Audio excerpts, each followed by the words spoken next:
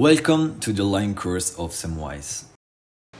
In the previous video, we have seen the AIRSPACE class, and now we see the adjacent area and airspace step. So, for the adjacent airspace and area consideration, we have to think that there could be a possible risk of losing control of the operation, resulting in a violation of area adjacent to the ground and the air or the space. So, it's important to remember that the adjacent airspace and or area requirements concern no probable failure of the US or any external support system takes the operation out of the operational volume. So there will be three additional requirements if in our mission it's verified one of the following cases. Number one, people gathering in adjacent area. The second is the adjacent area is classified as ARC-D. And the third is operation in populated controlled area or in populated area where the M1 mitigation has been applied. So let's proceed with next. At this step, users are asked to select if they fly over an area adjacent to a gathering of people.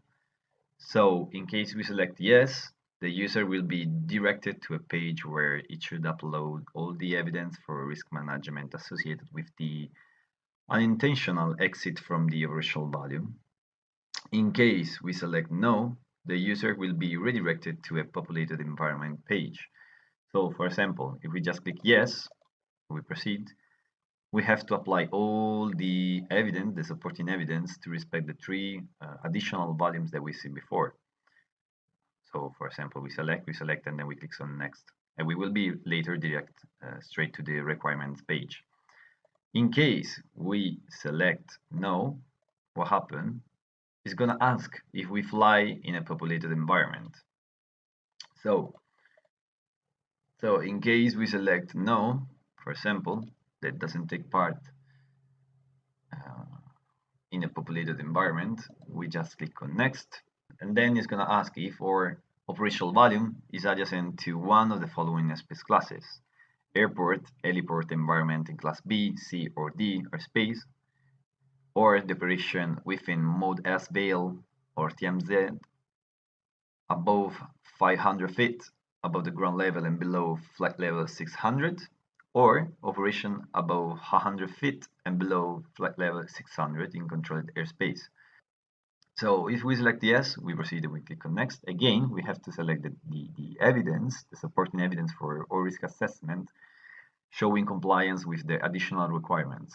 Once applied, we will be directed to the last step, or in case the operational volume of the mission isn't adjacent to none of the listed airspace classes, the user has to select no.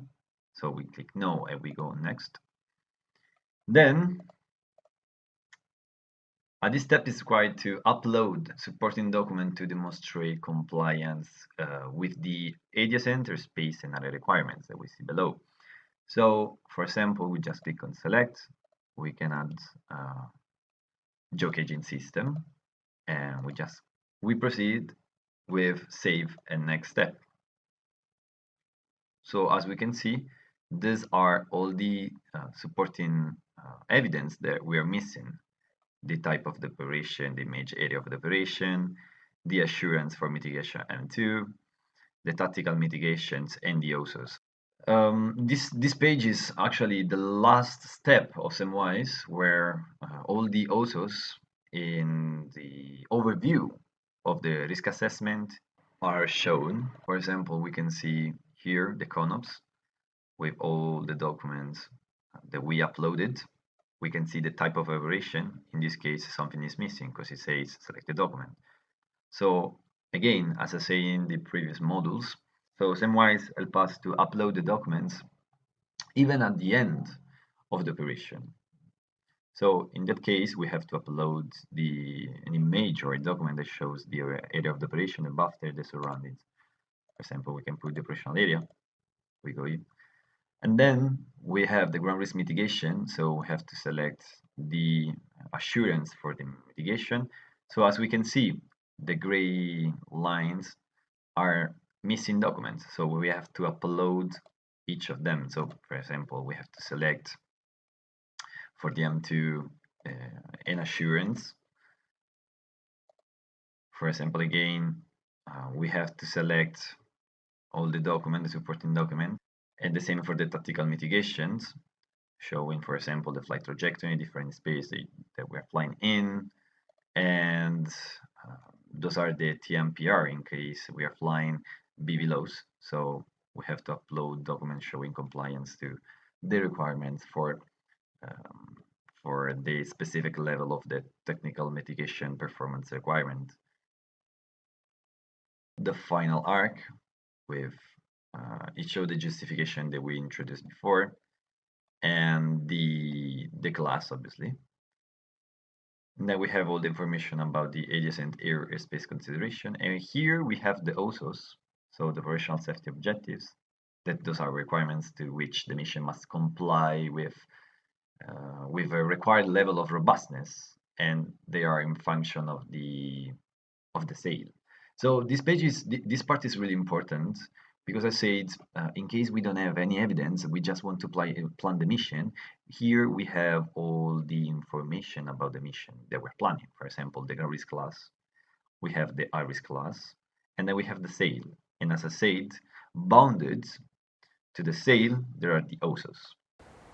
Thank you for your attention. If you want more information on SAMWISE or if you want to carry out your SORA, go on www.online-sora.com.